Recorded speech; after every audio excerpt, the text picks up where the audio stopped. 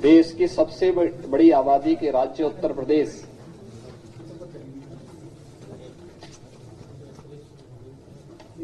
के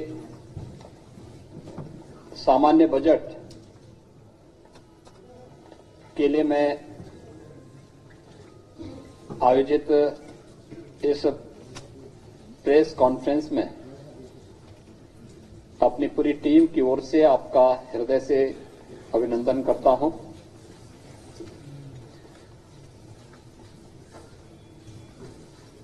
मेरे वरिष्ठ सहयोगी वित्त और संसदीय कार्य मंत्री श्री सुरेश खन्ना जी ने अपना 5वां बजट आज उत्तर प्रदेश विधानसभा में प्रस्तुत किया।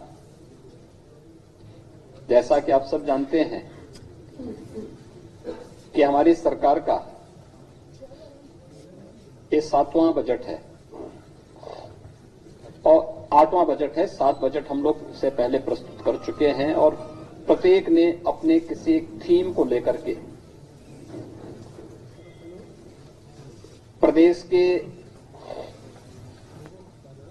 लोक मंगल के लिए उस बजट को प्रस्तुत किया है। हमारा पहला जो बजट था वह 17-18 का, वह प्रदेश के अन्नदाता किसानों को समर्पित था। 2018-19 का बजट हम लोगों ने प्रदेश के इंफ्रास्ट्रक्चर और इंडस्ट्रियल विकास के लिए, औद्योगिक विकास के लिए हम लोगों ने समर्पित किया था। 2019-20 का हमारा प्रदेश का बजट मातृशक्ति को समर्पित करते हुए, मिशन शक्ति के अभियान को आगे बढ़ाते हुए महिला सशक्तिकरण के लिए हम लोगों ने समर्पित किया था।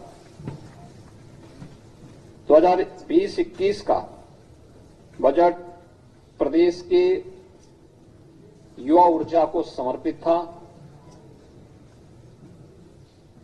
21-22 का बजट प्रदेश के स्वावलंबन से सशक्तिकरण के इस अभियान को समर्पित था और 22-23 को अंत्योदय से आत्मनिर्भरता का प्रदेश का बजट रहा है। वर्ष 23-24 का बजट हमारी सरकार ने त्वरित एवं सर्वसमावेशी विकास के लिए समर्पित किया। तो आज का जो बजट है, जो हमारे वित्त मंत्री जी ने प्रस्तुत किया है, वह बजट प्रभु श्री राम को समर्पित करते हुए लोक मंगल की उन भावनाओं को समर्पित किया कि एहि मह आदि मध्य अवसाना प्रभु प्रतिपाद्य राम भगवाना। तुलसीदास जी के इन शब्दों में कि बजट की शुरुआत में, बजट के मध्य में और अंत में भी प्रभु श्री राम हैं।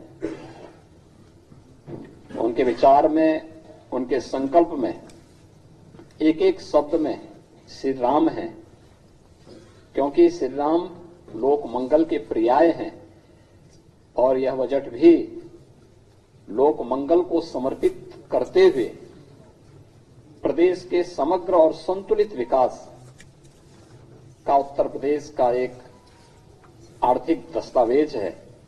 मैं इसके लिए वित्त मंत्री, अपर मुख्य सचिव वित्त और उनकी पूरी टीम को इस समग्र विकास और समग्र एवं संतुलित विकास की अवधारणा को सार्थक बनाने के उद्देश्य से प्रस्तुत इस बजट के लिए हृदय से बधाई देता हूं। मित्रों, हम सब जानते हैं कि आस्था, अंत्योदय और अर्थव्यवस्था को जो समर्पित हमारा आज का ये बजट है, ये अब तक का उत्तर प्रदेश का सबसे बड़ा बजट है। 7,36,437 करोड़ रुपए का ये बजट,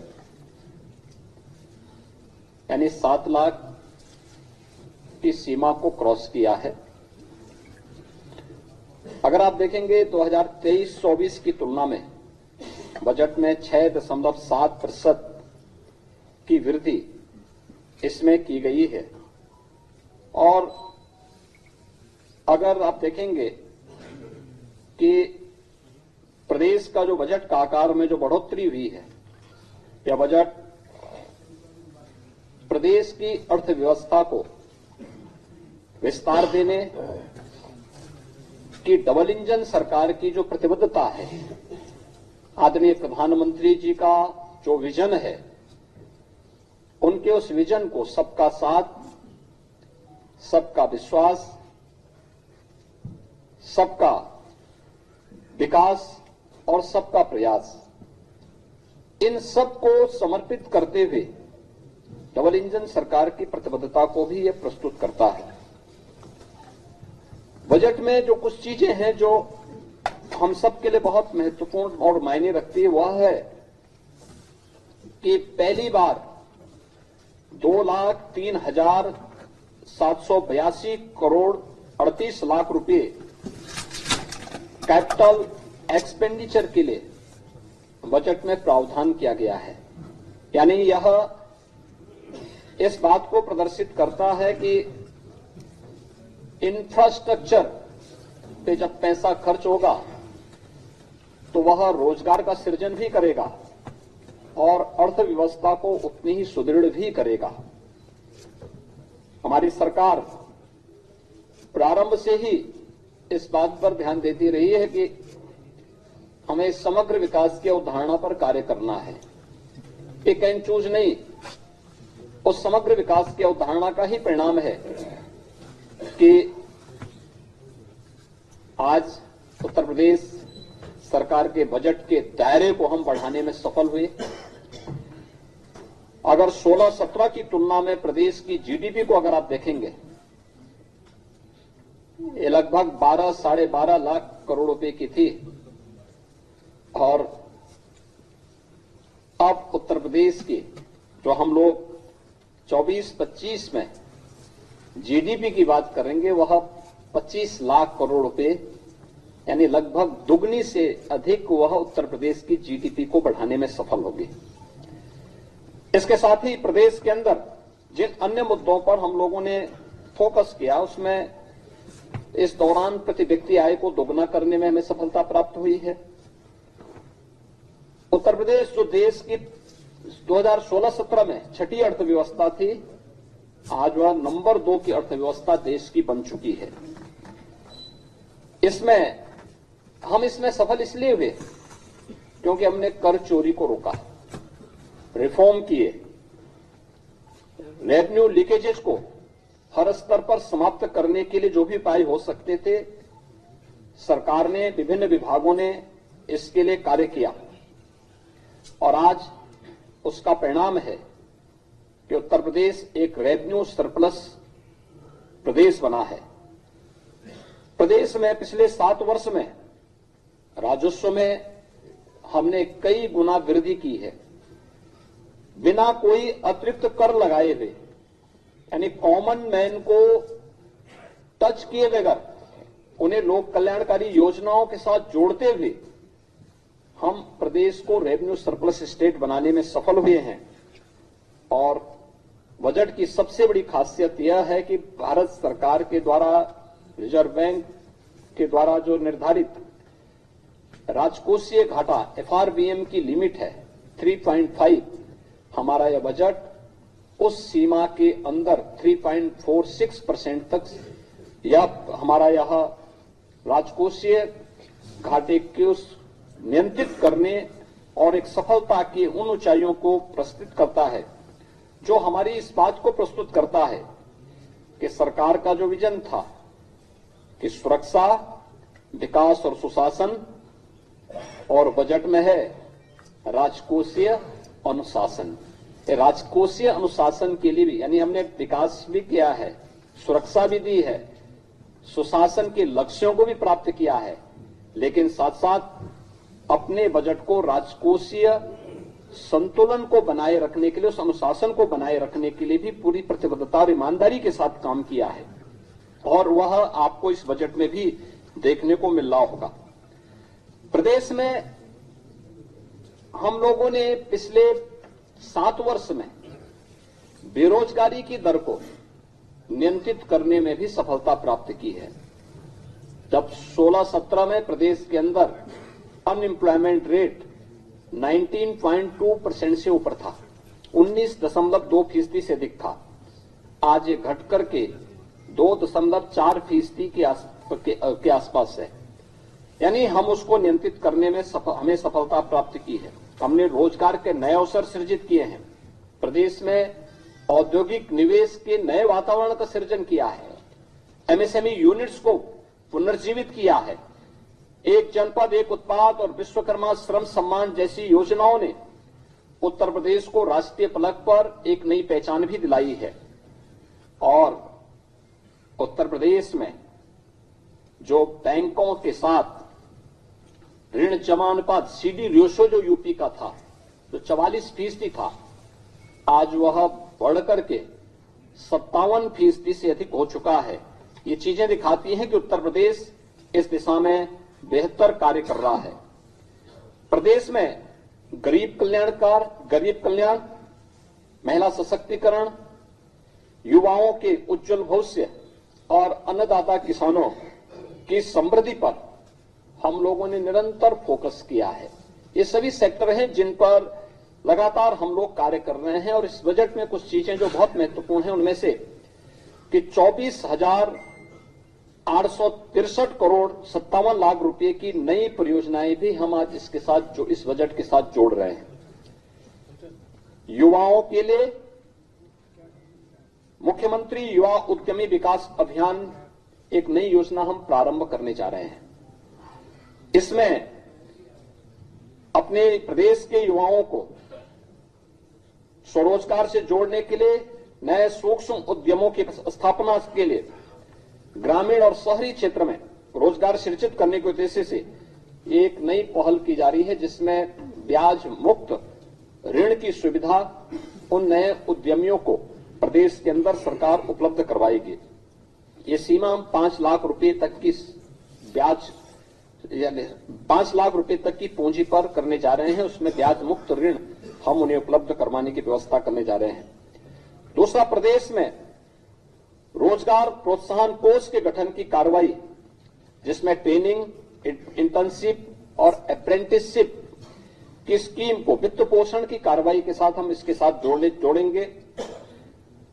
राष्ट्रीय फैशन टेक्नोलॉजी संस्थान की स्थापना यह वाराणसी में करने और 2 मेगा राजकीय आईटीआई की स्थापना और 69 आईटीआई के उन्नयन का प्रस्ताव भी हम लोगों ने इसके साथ जोड़ा है। Sports science and injury centre की स्थापना की कार्रवाई भी प्रदेश में है। वरिष्ठ नागरिक कल्याण कोष की स्थापना और आंगनबाड़ी के उन्नयन की, जो लगभग 22,000 से अधिक आंगनबाड़ी हैं और आंगनबाड़ी केंद्र, मिनी आंगनबाड़ी केंद्र हैं, उनको मुख्य आंगनबाड़ी केंद्र के रूप में अपग्रेड करने की कार्रवाई को हमने आगे बढ़ाया है। प्रदेश में बुंदेलखंड औद्योगिक विकास प्राधिकरण के गठन की कार्रवाई को युद्ध स्तर पर आगे बढ़ाने के लिए भी प्रावधान किया गया है, जो लगभग 46 वर्ष के बाद प्रदेश के अंदर पहला ऐसा नया औद्योगिक शहर बनेगा, जो कानपुर और झांसी के बीच में हम लोगों ने प्रस्तावित किया है। फॉर्चून 500 कंपनियों के लिए एफडीआई पॉलिसी के क्रियान्वयन हेतु भी हमने धनराशि की व्यवस्था की है। आगरा लखनऊ एक्सप्रेसवे को पूर्वांचल एक्सप्रेसवे के साथ जोड़ने के लिए लिंक एक्सप्रेसवे के निर्माण की कार्रवाई को भी हम लोग इस बजट में हम लोगों ने प्राथमिकता दी है।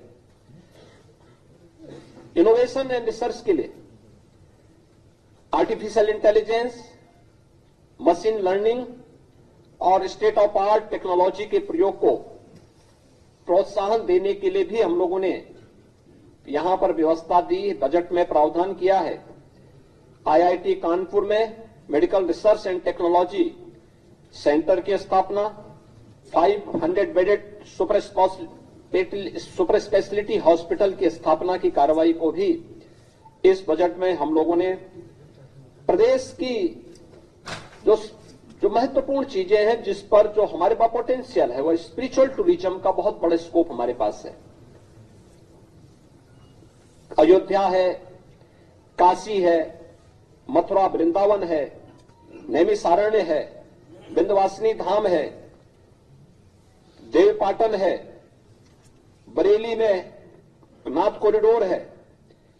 इनकी थीम पर आधारित अवस्थापना विकास की कार्रवाई, प्रयागराज कुंभ के लिए अभी से प्रावधान करके उन सभी कार्यों को समयबद्ध तरीके से आगे बढ़ाने के साथ साथ कुंभ संग्रहालय की स्थापना प्रयागराज में करने और विभिन्न विकास की योजनाओं के लिए भी अभी से बजट का प्रावधान प्रयागराज कुंभ के लिए हम लोगों ने किया है।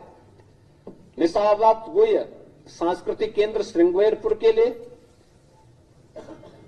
इसके अलावा आजमगढ़ में हरिहरपुर में संगीत महाविद्यालय की स्थापना और महर्षि वाल्मीकि सांस्कृतिक केंद्र चित्रकूट की स्थापना के लिए भी धनराशि की व्यवस्था की है। तो अयोध्या में अंतर्राष्ट्रीय रामायण एवं वैदिक शोध केंद्र की स्थापना के लिए भी बजट का प्रावधान इस बजट में किया गया है। कृषि हमारा एक प्राथमिक सेक्टर है यूपी जैसे राज्य में, जहां की एक बड़ी आबादी कृषि पर आधारित है। इसमें अन्नदाता किसानों के लिए हम लोगों ने मुख्यमंत्री खेत सुरक्षा योजना प्रस्तावित की है। प्रदेश में राज्य कृषि विकास योजना प्रस्तावित की गई है, इसके लिए भी धनराशि की व्यवस्था की गई है। प्रदेश के अंदर जो हमारे लगभग जो प्रदेश के अंदर निजी नलकूप हैं, उनसे जुड़े हुए किसानों को हम लोग बिजली उपलब्ध करवा सकें, इसके लिए निःशुल्क विद्युत आपूर्ति के लिए भी धनराशि का प्रावधान हमने बजट में किया हुआ है। और उत्तर प्रदेश की खेती को ग्लोबल वार्मिंग से भी उनकी पैदावार में प्रभाव न्यूनतम किया जा सके, इसके लिए automatic weather station, automatic rain gauge की स्थापना के लिए भी हर ग्राम पंचायत में स्थापित करने के लिए हम लोगों ने बजट का प्रावधान किया है, जो खेती किसानी के लिए, बागवानी के लिए, किसानों के लिए अत्यंत उपयोगी साबित होगा। वह भी हम इसके साथ करने जा रहे हैं।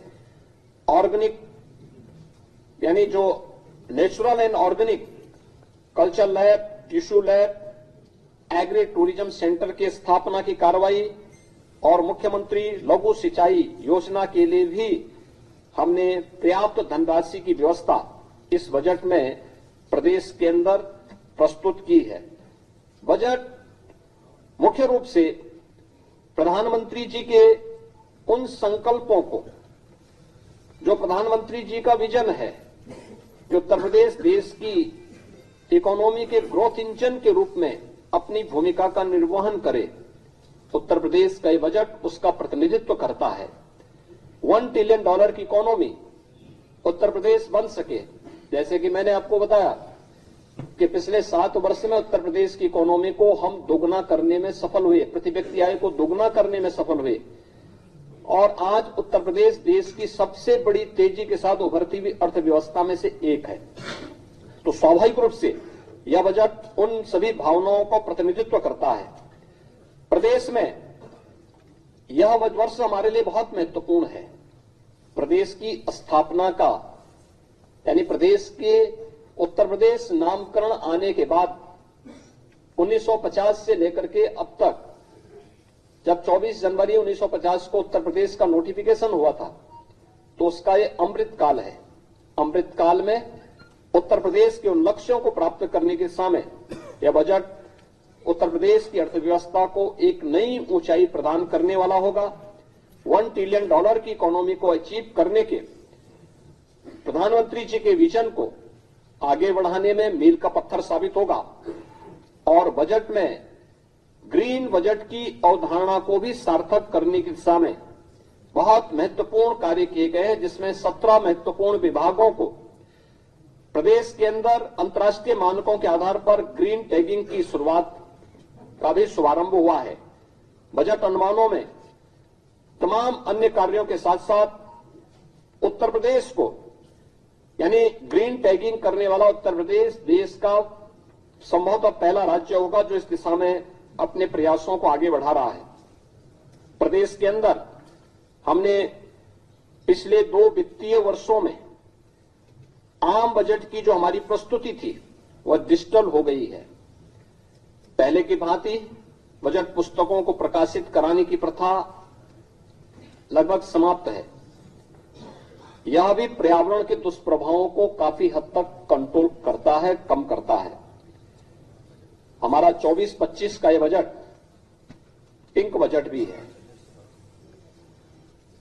यह प्रदेश की मातृशक्ति को, माताओं और बहनों को, बेटियों को, उनसे संबंधित विभिन्न योजनाओं को चिन्हित करके उन पर भी फोकस किया गया, ध्यान आकर्षित किया गया है।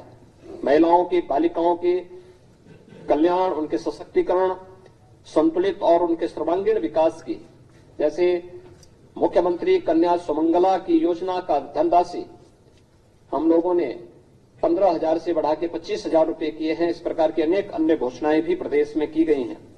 तो यह प्रदेश का जो हमारा बजट है, यह प्रदेश के उन समग्र संकल्पनाओं को पूरा करने वाला है जो आदरणीय प्रधानमंत्री जी की मंशा थी और उनका जो संकल्प है, उन संकल्पों के अनुसार मेरा यह कहना है कि बजट लोक मंगल का बजट है, जन कल्याण का संकल्प है, उत्सव, उद्योग और उम्मीद, और यही है नए यूपी की यही तस्वीर। बजट के लिए मैं वित्त मंत्री श्री सुरेश खन्ना जी को, अपर मुख्य सचिव वित्त और उनकी पूरी टीम को लोक मंगल के लिए समर्पित इस संतुलित और समग्र विकास की अवधारणा पर आधारित बजट के लिए हृदय से बधाई देता हूं। उत्तर प्रदेश वासियों को भी इस बजट के लिए जो उनके समग्र और संतुलित विकास में और उत्तर प्रदेश को देश की एक बड़ी अर्थव्यवस्था के रूप में स्थापित करने में निर्णायक भूमिका का निर्वहन करेगा, इसके लिए हृदय से बधाई देते हुए अपनी शुभकामनाएं देता हूं। धन्यवाद। जय हिंद।